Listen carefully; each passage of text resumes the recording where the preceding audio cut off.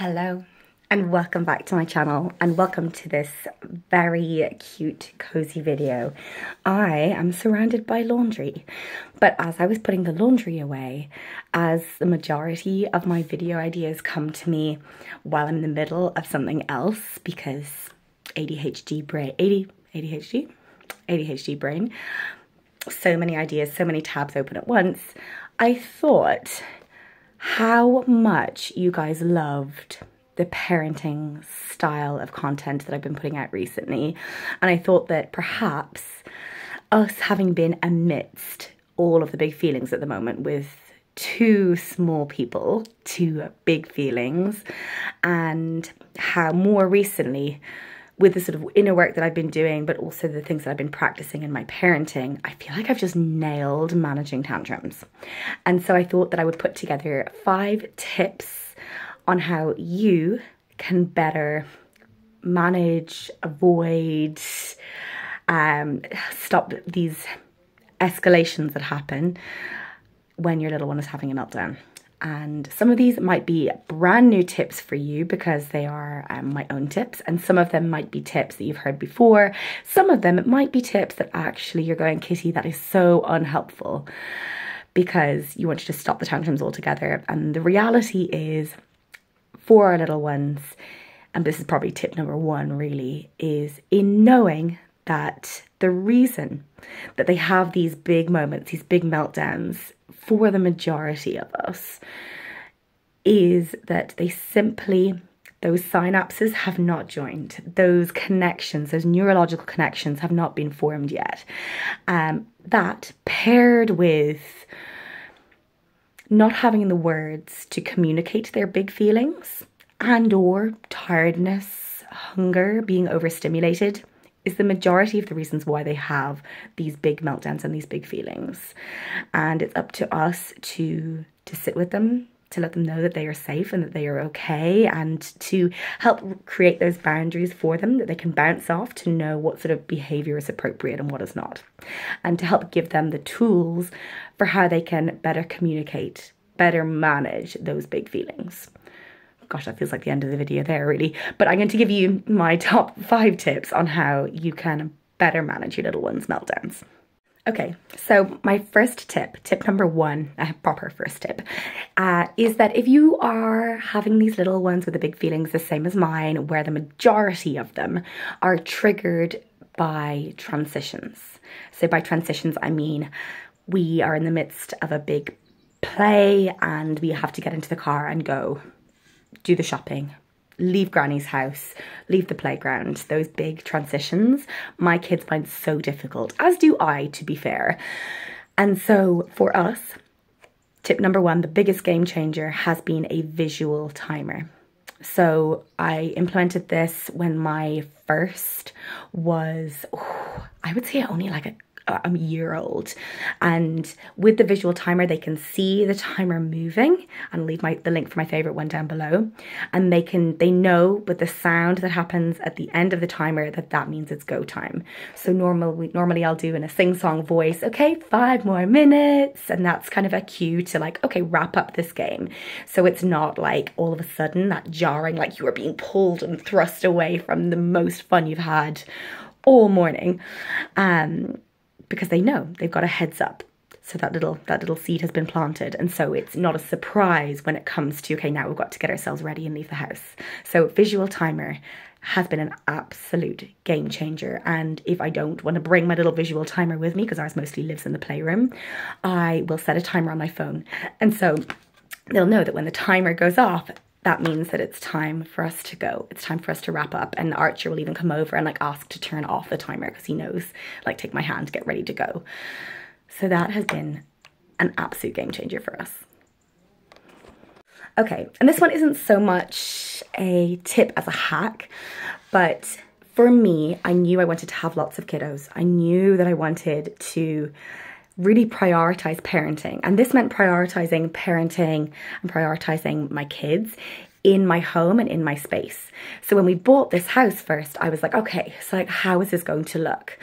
And I knew that one of the parts that I found hard about both parenting my bonus daughter as she was getting older, but also in being a kid myself, was being told no all of the time.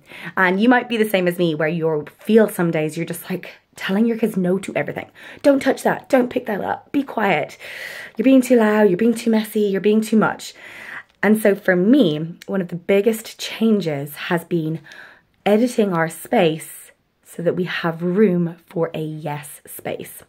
And what do I mean by yes space? A yes space is somewhere where pretty much everything goes.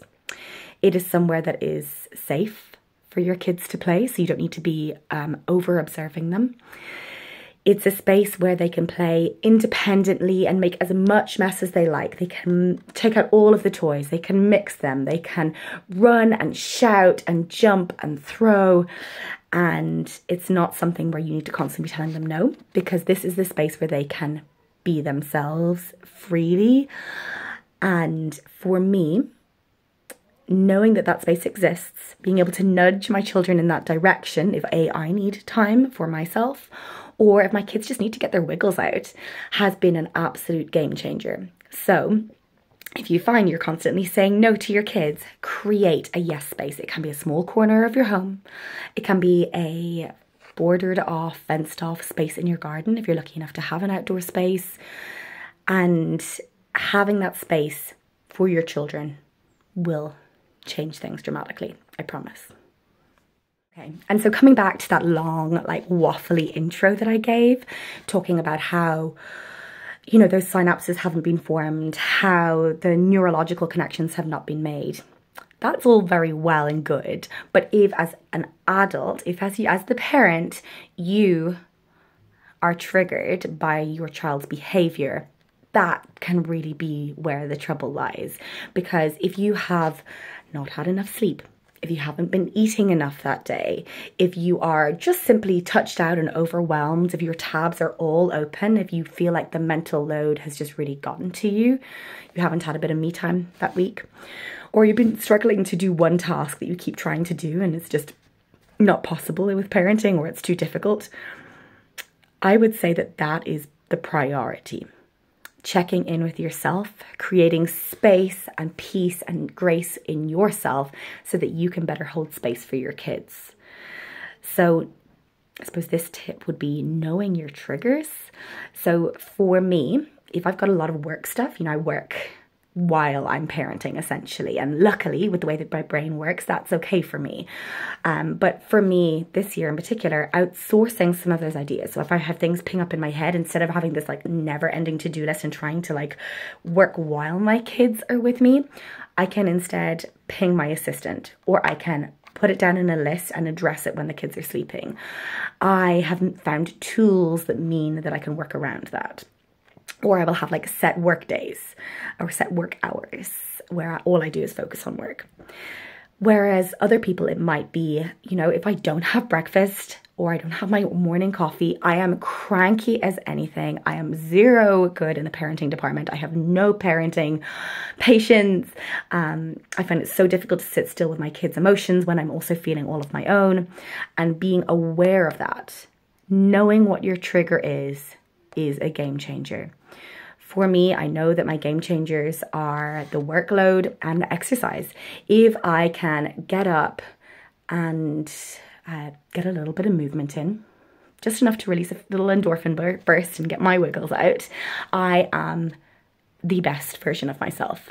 I am the most fun, I am the most patient, I'm the most kind, I am the most creative when I can move my body.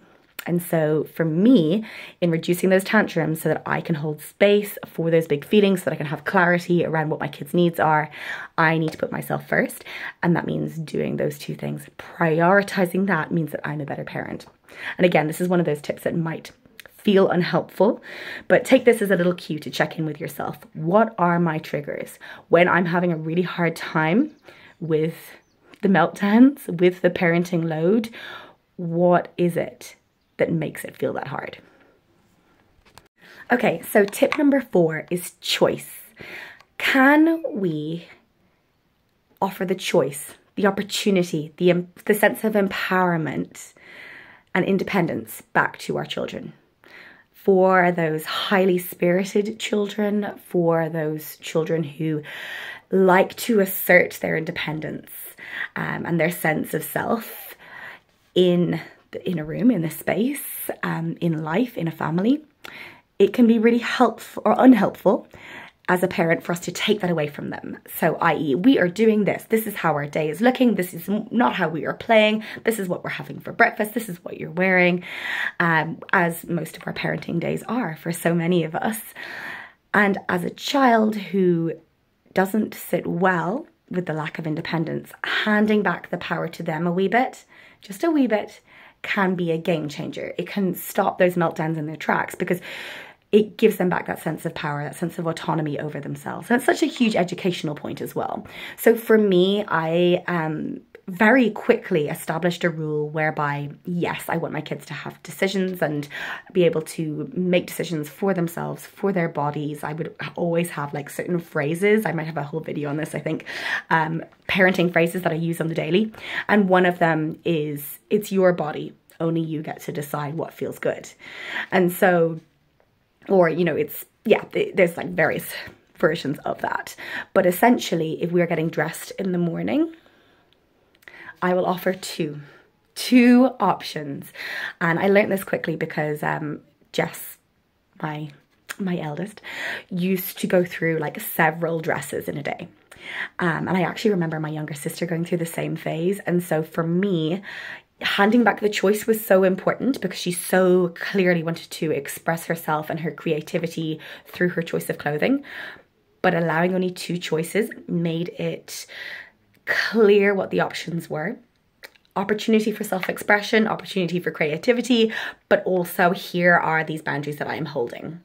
And so after like 2 or 3 days of me saying like, hey, these are your options, this is the way that it is, and probably a meltdown every single day because she wanted the one that wasn't on offer, I was able to hold space for that, in expecting that, in knowing that, and then it became so much easier.